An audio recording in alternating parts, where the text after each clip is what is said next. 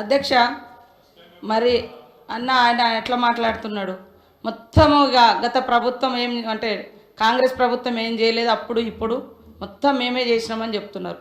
ఆ సోదరుడు మొన్ననే టీఆర్ఎస్లో పోయిండు, అప్పటిదాకా కాంగ్రెస్లోనే ఉన్నాడు. అంటే కాంగ్రెస్ ప్రభుత్వం యొక్క కార్యక్రమాలు నచ్చాయి కదా అధ్యక్ష.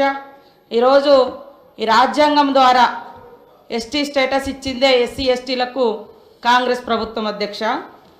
అదేవిధంగా సోదరికి కూడా రిజర్వేషన్ రావడానికి ఆ రోజు 1976లో ఇందిరమ్మ గారు మరి తీసుకొచ్చినటువంటి రిజర్వేషన్ తోటే ఈరోజు సోదరుడు ఈరోజు ఎమ్మెల్యేగా ఇక్కడ రావడం జరిగింది.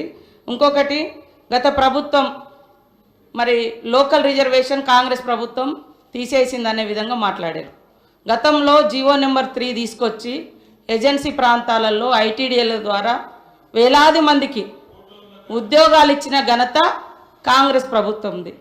కానీ మీరు సరిగ్గా ఆర్గ్యుమెంట్ చేయక అది కోర్టులో పోయింది. మీరు ఇచ్చిన 10% రిజర్వేషన్ కూడా ఎలక్షన్స్ ముందు ఇచ్చారు, అది కూడా ఇవాళ కోర్టులోనే ఉంది సార్. కాబట్టి మాట్లాడేటప్పుడు కూడా కొంచెం ఆలోచించాలి. అదేవిధంగా పోడు భూముల చట్టం వందల సంవత్సరాలుగా అడవులలో బతుకుతున్నటువంటి అణగారిన ఆదివాసీ గిరిజన వర్గాలకు మరి పోడు భూముల చట్టం 2006 ద్వారా హక్కు కల్పించినటువంటి ఘనత శ్రీమతి సోనియా గాంధీ గారు యూపీఏ చైర్పర్సన్గా, అదేవిధంగా ఆనాటి ప్రధానమంత్రి మన్మోహన్ సింగ్ గారు సార్. కాబట్టి ఇంకా కొన్ని మైనార్టీల గురించి మేము వచ్చి 10 నెలలు అయింది, మీరు 10 సంవత్సరాలు అన్నారు. 12% రిజర్వేషన్ ఇస్తా అన్నారు, మరి 10 సంవత్సరాలైనా ఇవ్వలేదు. అది మీరు మాట్లాడాల్సిన అవసరం ఉంది సార్.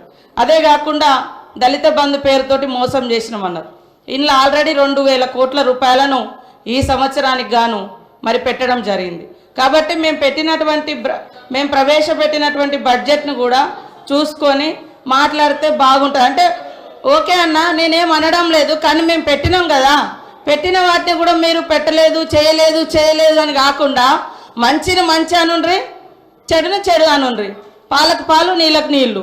అంతేగాని అన్నీ ఏం లేదు అంటే మరి అది కూడా కరెక్ట్ కాదు. కాబట్టి మా సోదరుడు కరెక్ట్గా ఆదిలాబాద్ జిల్లాలోనే గత 10 సంవత్సరాలలో మీరు ఎన్ని వేల మంది గిరిజన నిరుద్యోగ యువకులకు ఉద్యోగాలు ఇచ్చిరో చెప్పండి. ఎంతమందికి ఎస్సీ ఎస్టీలకు ఇండ్లు ఇచ్చిరో చెప్పండి. ఎన్ని వేల మందికి నీటి వసతి కల్పించిరో వ్యవసాయానికి చెప్పండి. అదేవిధంగా మైనార్టీలకు సంబంధించి కూడా రిజర్వేషన్లు, ఉద్యోగాలు, ఇండ్లు ఏమిచ్చిరో చెప్పండి.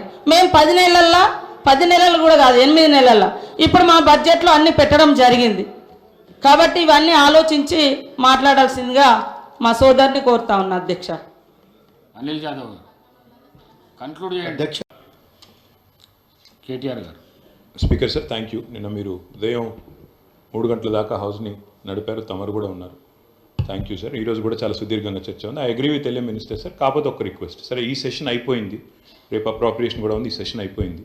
దయచేసి, ఎందుకంటే కొత్త సభ్యులు 57 మంది ఉన్నారు, అందరూ కూడా మాట్లాడాలని కోరుకుంటున్నారు. మా వాళ్ళు కోరుకుంటున్నారు, మీ ట్రెజరీ బెంచెస్ వైపు కూడా కొత్త సభ్యులు కోరుకుంటున్నారు. దయచేసి నెక్స్ట్ బడ్జెట్ సెషన్ కానీ నెక్స్ట్ అసెంబ్లీ సెషన్ కానీ డిమాండ్స్ మీద ఇట్లా అన్ని కంప్రెస్ చేసి 19 ఒకటే రోజు పెట్టకుండా దయచేసి రోజుకి 2-3 పెట్టి, ఎందుకంటే అప్పుడు మినిస్టర్స్ మంచిగా బ్రహ్మాండంగా సమాధానం చెప్పొచ్చు, సభ్యులు కూడా మాట్లాడవచ్చు. కాబట్టి సావధానంగా మాట్లాడడానికి నెక్స్ట్ టైము అవసరమైతే సెషన్ ఒక 20 రోజులు పెట్టండి బడ్జెట్ సెషన్ని. తప్పకుండా మా వైపు నుంచి పూర్తి స్థాయిలో మీకు కోఆపరేట్ చేస్తామని తెలియజేస్తాం. మనోహర్ రెడ్డి గారు. ఇప్పుడు ఆపరేషన్ లేకుండానే మోకాళ్లకు ప్లాస్మా ట్రీట్మెంట్. మీ ఆర్థోపెటిక్ సమస్యలన్నిటికీ రోబోటిక్ టెక్నాలజీ ద్వారా తక్కువ ఖర్చుతో శాశ్వత పరిష్కారం. ఫ్రీ కన్సల్టేషన్, ప్రతి ట్రీట్మెంట్ పై 20% డిస్కౌంట్. ఈ ఆఫర్ కొద్ది రోజులు మాత్రమే. త్వరపడండి. V9 hospitals 9281465842.